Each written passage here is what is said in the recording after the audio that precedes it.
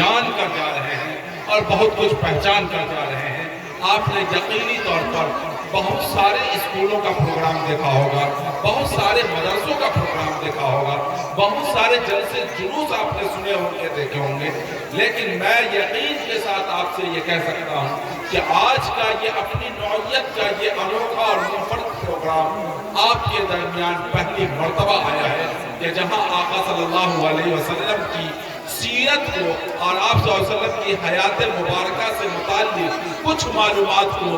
بچوں کے ذریعے دراصل آپ تک پہنچایا ہے۔ اللہ تعالیٰ ہماری اس مجلس کو قبول فرمائے، آقا صلی اللہ علیہ وسلم کے صدقہ طفیل ہماری اس محفل کو قبول فرمائے، ہمارے اس بیٹھنے کو قبول فرمائے، ہمارے آنے کو قبول فرمائے اور ہماری ان سماعتوں کو قبول فرمائے کہ جو سماعتیں جن سماعتوں نے سنا اور ہمارے قلب و جگر میں یہ محفوظ ہو۔ میرے دوستوں، بزرگوں، میرے بھائیوں، کئی ساری باتیں ہیں کیونکہ اس کا افتتاح جس موقع پر ہوا، میرا یہاں آنا ہوا ہے، بہت سارے امور میں مولانا لقمان صاحب مجھ سے مشاورت کرتے رہتے ہیں۔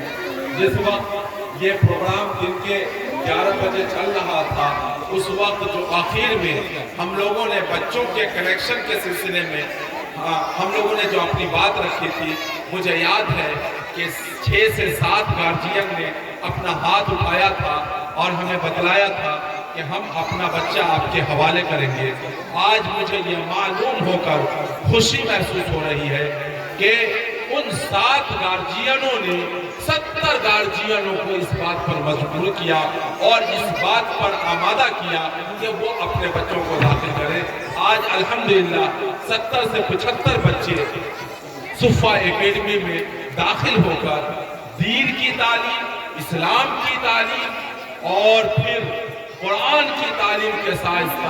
سائنس کی تعلیم لے رہے ہیں، میتھ کی تعلیم لے رہے ہیں، جغرافی کی تعلیم لے رہے ہیں، سوشل سائنس کی تعلیم لے رہے ہیں، اردو کی تعلیم لے رہے ہیں، ہندی کی تعلیم لے رہے ہیں، انگلش کی تعلیم لے رہے ہیں۔ چونکہ ان کا میں نے بورڈ دیکھا ہے، آپ ان کے آفس میں جا کر آپ دیکھ سکتے ہیں کہ انہوں نے بالکل کلیئر واضح لفظوں میں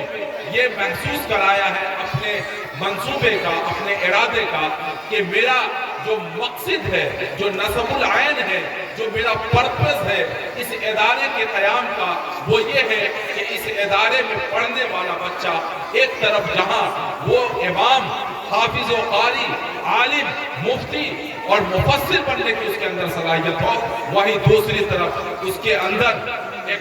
سائنٹسٹ، ایک انجینئر، ایک آفیسر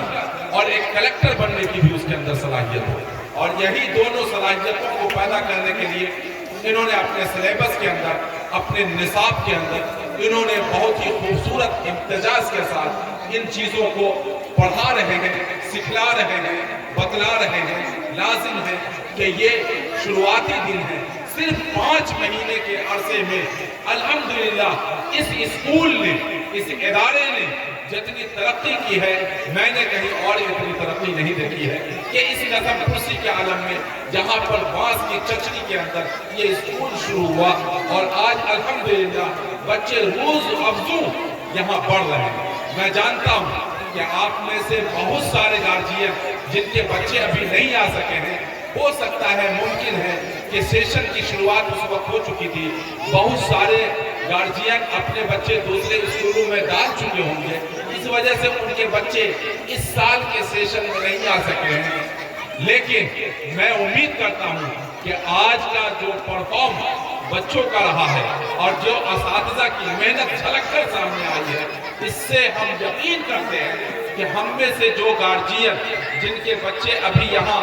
داخلے اسکول نہیں ہوئے ہیں، یقینی طور پر ان کے بچے انشاءاللہ اس اسکول میں داخل ہو کر وہ دین اور دنیا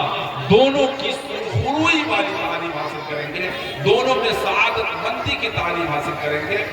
اور یہ تعلیم کا سلسلہ آگے بڑھتا چلا جائے گا۔ یہ سب آپ کے تعاون پر، آپ کے کوآپریٹ پر اور آپ کے جستجو پر اور آپ کی رہنمائی پر منحصر ہے۔ بلا شبہ یہ نیا اسکول ہے، ابھی بہت ساری چیزیں تجربات کے دور سے گزر رہی ہیں، ہمیں ان سب چیزوں پر ہم مستقل اس پر دھیان دیے جا رہے ہیں کہ کوشش ہے کہ بہتر سے بہتر تعلیم، اچھی سے اچھی تعلیم بچوں کو دی جائے، اور اس کی کوشش لگاتار جاری رہے گی۔ اس لیے میں اپنے گارجینوں سے،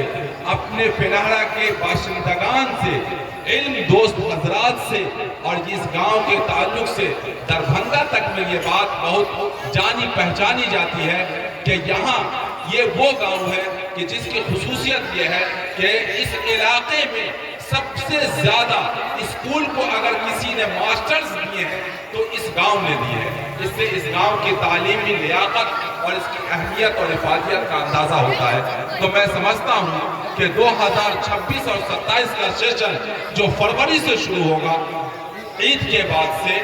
یا عید سے پہلے جس وقت بھی مولانا ترتیب دے دیں گے،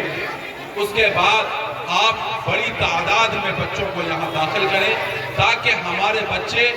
دین اور دنیا دونوں کی تعلیم سے فیضیاب ہو کر دنیا کے جو مسائل ہیں اور اس وقت ملک کے جو حالات ہیں اس کا بخوبی مقابلہ کر سکے، اس احساس کے ساتھ کہ اس کا ایمان بھی زندہ ہو اور آقا صلی اللہ علیہ وسلم کی لائی ہوئی شریعت بھی اس کے دل و دماغ میں پیوستہ ہو۔ میرے محترم بزرگ و دوستو، آج یہ اس طور پر ہم کو اور آپ کو بہت اچھے طور پر سمجھنا ہوگا کہ اس وقت سب سے اہم چیز یہ ہے،